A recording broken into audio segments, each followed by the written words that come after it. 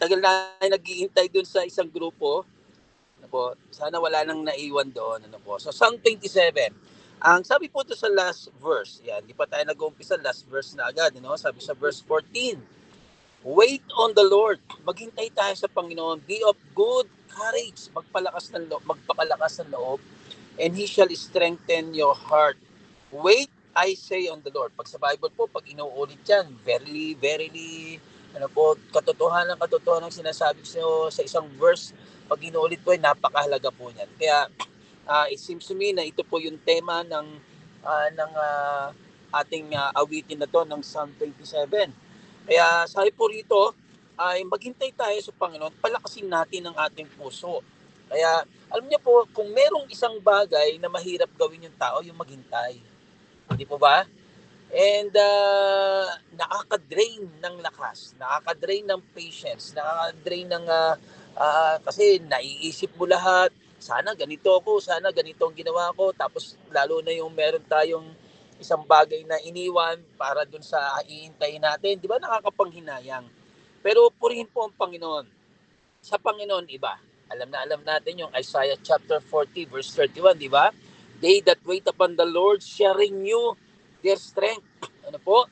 Kaya napakaganda po ng awitin na ito. Kagaya ng iba pa mga awit, this psalm is accorded to David. Ito po ay si David ang kinikilala na may gawa nito, pero hindi po masabi kung anong partikular na sitwasyon. And kung titingnan natin itong Psalm 27, may sudden switch doon sa gitna. Kaya iniisip po ng ibang authors at mga scholars na ito ay actually dalawang awitin na pinagsama ni David. But anyway, focus lang po tayo doon sa paghihintay. Ano po? Doon po sa paghihintay. Kinakailangan po, sabi po ng ni David, we must wait on the Lord. Ano po?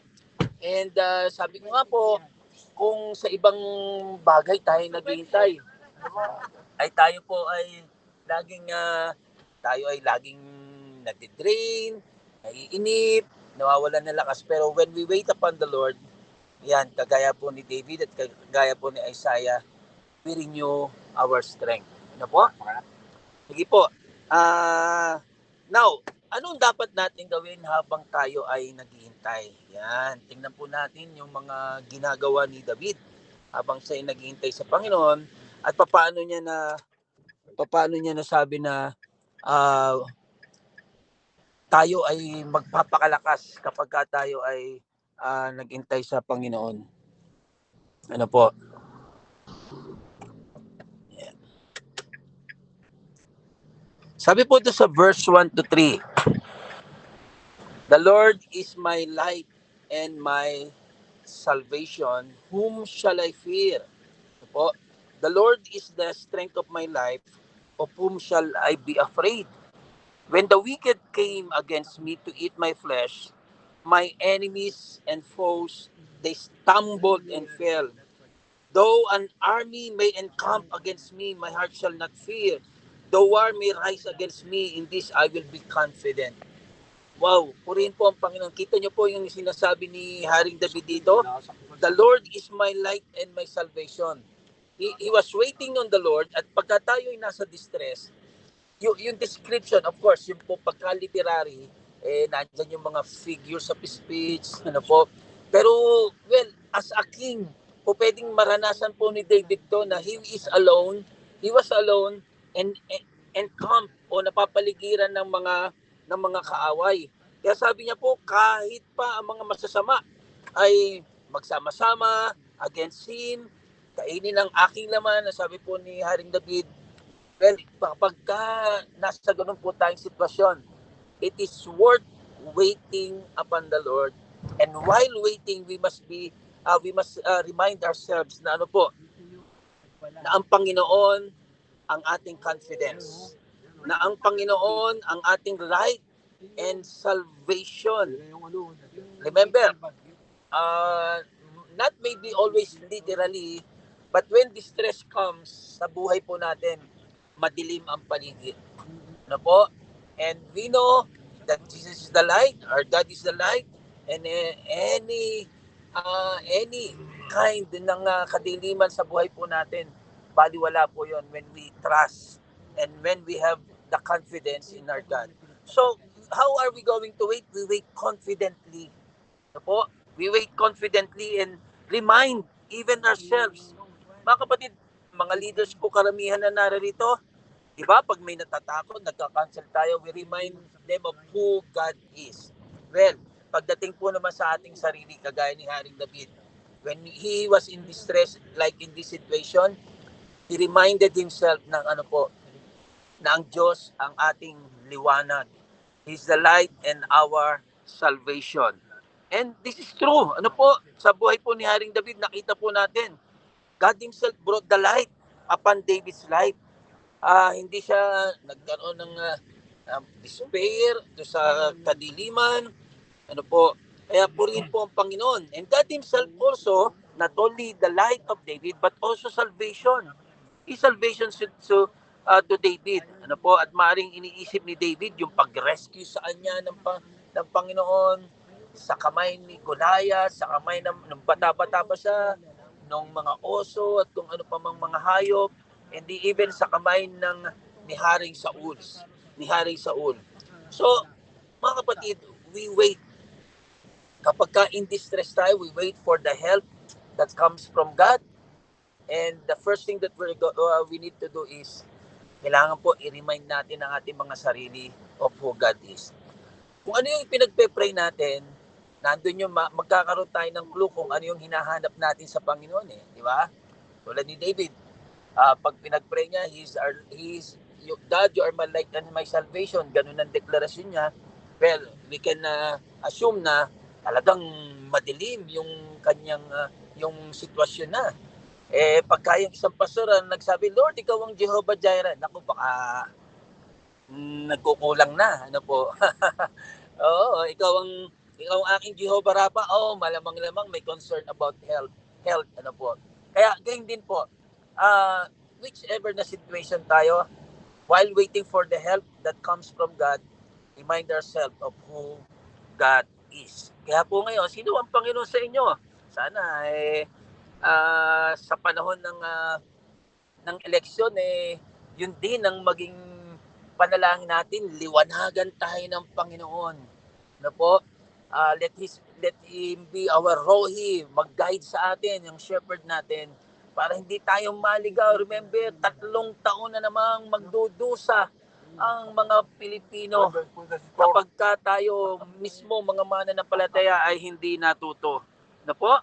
Kaya yun, mga kapatid, unang-una, while waiting for God, remind ourselves of who our God is. Are you in despair of sickness? Are you in despair ng mga problema sa buhay? Remind yourself. And everything na kailangan natin, may pangalan, may title ang God na fit doon sa mga pangangailangan po natin. Amen? Sa verse 4 po makikita natin, ito na po yung sinasabi na parang switch. Sabi po doon sa verse 4, one thing I have desired of the Lord, that I will seek, that I may dwell in the house of the Lord all the days of my life, to behold the beauty of the Lord and to inquire in His temple. Yan. So, yan, napakaganda po ng kanta na yan. You can hear sa background, may mga singer pa akong background. Ano po, yan. The temple of the Lord, one thing have I. Yan. So, yun po. Sabi ko sa inyo, itong song ng Psalm 27, maraming mga kantang nagawa dito, lalo pat matatandang pastor ang kasama ninyo. 5 po kami pastor dito. Yan, sa background ni Pastor Nino. Kaya po, ang ganda. While waiting for the Lord, we don't just remind ourselves. We see mismo the presence of God. First, i-remind ourselves kung sino ang Panginoon. Kailangan nyo ng kagalingan, Jehovah Rapha. Kailangan nyo ng patnubay, Jehovah Rohi. Ano po, lahat ng yan. Kailangan tayo provision, Jehovah Jireh. Secondly, dito po sa verse 4, makita natin that not only yung mga kung anong mga pangalan ng God, kundi David sought God's presence himself. Ano po? Sabi niya, to behold the beauty where and to inquire in his temple. And then sabi pa niya, that I may dwell in the house of the Lord. Dito ginamit niya halos yung tatlong pangalan ng templo ng God, yung house of the Lord, yung temple niya, ano po, yan. Makikita po natin talaga, mga kapatid, where do we go? Yan. Alam niyo po, napakaganda ng itinuturo ng Panginoon sa mga Israelita that He is the refuge, ano po, hiding place. Mga kapatid, when we are in distress, when we are waiting for God,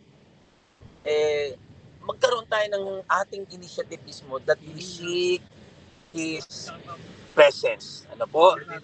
That we seek yung mismong presensya ng ating Panginoon. Ano po? Sometimes nakikita natin na may mga bagay tayo na hinahanap sa Panginoon, and then after na maibigay sa atin yung mga bagay na yon, makuha natin yung mga bagay na yon, after po noon, wala pa rin yung kapayapaan. Why? It is because this time it is God's presence ang kailangan po natin. Amen po ba? Nakikinig niyo pa po ba ako? Hello? Amen po. Ayan, okay po. Baka ako tahimik po kayo. Yan. So, yun po. One thing have I desired. What is that one thing na nais nyo ngayon? Kung lugmok man ang bansang Pilipinas, ano yung isang bagay na kailangan ng bansang Pilipinas?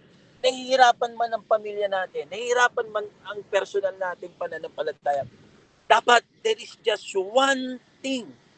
Tama na muna yung mga bagay na akala natin solusyon, akala natin mabuting presidente ang solusyon, akala natin kung ano yung mga bagay, pero naranasan ng mga marami po sa atin dito, kung hindi man lahat, na ibigay sa atin ng Panginoon yung mga hinihingi natin, and yet kulang pa rin. Why? Because God wants us na ang ihanap natin mismo o ang hanapin natin mismo is yung kanyang presence. And where we can find it, ako po, pag meron akong dapat bigyan ng panahon at pag-desisyonan, I go to church, maghapon po ako doon. I go to a place where masosolo ko ang Panginoon, whether it be His house, His temple, or maybe the nature. Ang mahalaga, we seek the presence of the Lord. While waiting, take that initiative to seek God. Ano daw ang gagawin natin doon? Sabi ni David, to behold the beauty of the Lord. Wow! There is richness in God. Amen? Yung siya lang mismo ang hinahanap mo, sapat na. Praise God. Alam niyo po, natutuwa ako sapagkat pag nararanasan niya, I'm just trying to imagine yung nararanasan ni David, ano po. Purihin po ang Panginoon, hindi po tayo. Alam niyo po yan. I know, you know what I want to drive on this part, na tayo po ay mas kailangan natin, mga kapatid, ang presensya ng ating Panginoon. More than anything else, the character of God, His attribute, na yung na yung mga sinabi kong mga pangalan niya kanina ay ating makita, na ating maranasan. Ano po, yung kanyang pagpapagaling, everything. Kaya po paborito natin yung awitin, In His Presence. Yan, nasa mood yata ng konting kanta rito. Maikiraan po ha, sa mga magaganda ang boses dyan. There is peace in His presence there is joy. Let me linger, let me stay in your presence day by day. Yan, till your likeness may be seen in me. Sabihin naman ng iba, Pastor, mangaral na lang kayo. But hindi po, no? Atin pong makikita, while waiting on the Lord, remind ourselves kung sino siya. While waiting on the Lord, desire to dwell in His presence. Amen? Kaya makikita natin, ano ba yung blessings na dulot ng presensya ng Panginoon? Verses 5 to 6. For in the time of trouble, He shall hide me in His pavilion. Yan, no? In the secret place of His tabernacle, He shall hide me. Ang dami na ng tawag ng mga lugar na pinagdadwela ng Panginoon. He shall set me high upon a rock, and now my head shall be lifted up above my enemies all around me. Therefore, I will offer sacrifices of joy in His tabernacle. I will sing. Yes, I will sing praises to the Lord. O, kita nyo? O, kaya pala ako kumakanta ngayon. Yun talaga ang nararamdaman ng isang tao na naghihintay, nagdudwell sa presence ng ating Panginoon. We offer sacrifices, we sing praises to the Lord. Ano po? Why? For in the time of trouble, He shall hide me in His pavilion. He is our hiding place. You are my hiding place. Ayan. Ano po? Kaya purihin po ang Panginoon. Mga kapatid, it's good to dwell in the Lord kapag naghihintay tayo sa ating Panginoon. And then, when we come to God, ano po, when we seek Him, dapat pong maunawaan natin. Ito yung sasabihin natin sa Kanya. Verses 7 to 10. Ano pong sabi sa verses 7 to 10? Hear, O Lord, pakinggan mo, Panginoon, kapag ako'y umiiyak sa iyo. Kahabagan mo ako at tugunin. Kapag sinabi mo, hanapin mo ang aking mukha, sasabihin ng puso ko sa iyo, ang iyong mukha, Panginoon, ang hinahanap ko. Huwag mong itago ang iyong mukha mula sa akin. Huwag mong itaboy ang iyong alipin sa pagkagalit. You have been my help. Ikaw ang aking kaligtasan, ikaw ang tumutulong sa akin. Huwag mo akong pababayaan man, iiwan man. O God of my salvation, when my father and my mother forsake me, then the Lord will take care of me. Ano pa po yung nandun? Hindi lang joy, hindi lang tayo maawit. We find security. Yung tunay na security, pagkaharap natin ng Panginoon, we find yung security sapagkat sabi po ni David, kahit pabayaan ako ng aking ama at ina, then the Lord will take care of me. Wow! Diba? Napakasarap po noon. Then the Lord will take care of me. Sabi, mukhang imposible na mayroong magpabaya. Well, gano'n na nga po. Kung mangyari man yon, yun na nga ang pinapakita. Kung mangyari man, napabayaan man tayo ng mga tao na laging magmamahal sa atin, and sometimes it happens that those people na iniisip natin na hindi tayo tatalikuran pero tumalikod sa atin, whether be it our parents, whether be it our friends, o sino man mga tao, well, wag po tayong mag-aalala. May sasambot sa iyo, kapatid. May sasambot, may mangangalaga, somebody who loves you will take care of you. Amen? So, when we are in distress, we wait upon the Lord. And how are we going to wait upon the Lord? Remind ourselves ng kung sino siya. Ikalawa, hanapin natin ang presensya ng Panginoon. And when we are in God's presence, ito yung mga benefits. We sing for joy, ano po yung kagalakan, sa halip na iyak ng, Lord, bakit ganito? Mapapalitan ng kagalakan. Sabi ng Bible, He turns yung ating ashes into joy. Di ba? Our mourning, He turns our mourning into joy. Ganun na nagagawa ng presensya ng Panginoon. At gayon din po, yung security. Think of anyone na secured tayo at po pwedeng mangyari na mawala tayo sa kanila. But when we are in the presence of God, our Father will take care of us. At alam ito ni Haring David. Amen po ba? And then 11 to 13. Teach me your way, O Lord, and lead me in smooth path because of my enemies. Do not deliver me to the will of my adversaries, for false witnesses have risen against me, and such as breath out violence. I would have lost heart unless I had believed, diba? That I would see the goodness of the Lord in the land of the living. Praise God. While waiting for the Lord, wait for His instructions. Yan, di ba? Teach me your way. Sabi ni Haring David, sometimes, Panginoon, ano pa bang gagawin namin? Mga kapatid, dumarating minsan yung kasadlakan natin sa problema, sa mga bagay na hindi maganda na sitwasyon.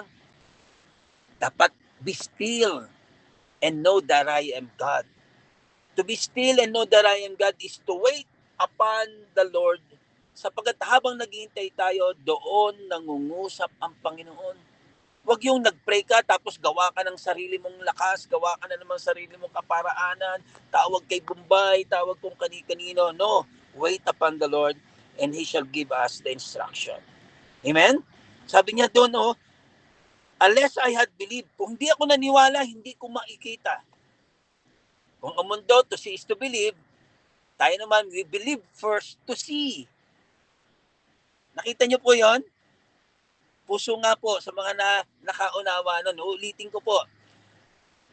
Sa mundo, we see to believe, but dito sabi ni David, unless I had believed that I would see the goodness while waiting for the rescue. Ano mang sitwasyon po tayo meron mga kapatid, while waiting for the Lord, just believe and have faith in God, and then we will see what? We will see, sabi doon sa verse 13, we will see the goodness of the Lord in the land of the living. Hallelujah! Hallelujah! Kaya purihin po ang Panginoon. Instead of grumbling, instead of murmuring, we ask God, Lord, teach me your way. Lord, help my unbelief. At pagka nandun yung faith natin, makikita natin yung kagandahan ng kalooban ng ating Panginoon. Kita nyo, we lose heart sa dami ng mga problema ng Pilipinas, sa uhusay, magnakaw ng mga, oh my God, hallelujah. We should pray for them. Anyway, I'm sorry. Pero mga kapatid, alam niyo po, napakaganda na maghintay tayo sa Panginoon and wait for His instruction. Kanina po, may mga nakausap kami, tinutulungan namin, wala naman kaming personal na masyadong pero tinutulungan namin yung tao na dapat inaakala namin maka-Diyos at umaayos sa salita ng Diyos ang kwalifikasyon. Nakakatuwa naman na there are some family na magkakapatid na sabi nila, Pastor, ang ginagawa namin, before kami bumoto, we pray together and doon kami nagdi-decide. Kaya, nawa po, let's wait for the instruction of God. Kailangan natin ng tulong ng Diyos. Sa Monday, it's a big decision. Huwag nawang dahil lang may nagawa na isang beses na pabor sa atin. Actually, hindi naman pabor yun dahil yun ay dapat lang na tinatanggap ng mga Pilipino mula sa kaban ng yaman. Huwag tayong palipin sa dahil lang sa okay yung tumanaw ng utang na loob, pero wag naman nating idamay ang ating mga anak at ina po dahil lang sa tinanggap nating utang na loob ng lolo pa natin. Help us, teach us, and wait upon God on His instruction. At tayo po, kung magkaganon, makikita natin ang kabutihan ng Panginoon. And then, we come to verse 14. Ano po ang sabi sa verse 14? Wait on the Lord, be of good courage. Gusto niyo ng malakas habang naghihintay? Gusto natin na matapang tayo habang naghihintay? Gusto natin na ang puso natin ay matatag? Wait on the Lord. And how are we going to wait? Remind ourselves, paalalahanan natin ang mga sarili natin kung sino ang Diyos. Jehovah Rapha, Jehovah Jireh, o Jehovah Shalom, light and salvation. No po? And then, gayon din po, kailangan nating hanapin ang presensya ng Panginoon. And in His presence, hayaan natin na yung ating kalungkutan mapalitan ng kagalakan. Hayaan natin yung insecurity mapalitan ng security. In His presence, there is security. In His presence, there is peace. At gayon din po, makita po natin na kapag naghihintay tayo, we seek the guidance of God. We wait upon His instruction. At kung meron tayo ng mga bagay nito, same thing masasabi natin kay gaya ng sinabi ni David, we wait upon the Lord, and while waiting, may courage tayo. While waiting, malakas ang puso po natin. Amen? Purihin po ang Panginoon. This is Psalm 27, and may this be our song habang tayo po ay naghihintay sa tugon, sa tulong ng ating Panginoon. Enjoy the presence of God. Let us pray. Salamat po, Panginoon, sa iyong mga salita. Salamat po that there is always a fitting word for all of us sa anumang sitwasyon ng aming buhay. Pinupuri ka namin, O Diyos. Pinasasalamatan ka namin. Sa pangalan ni Jesus na aming Panginoon. Amen. Amen. God bless po.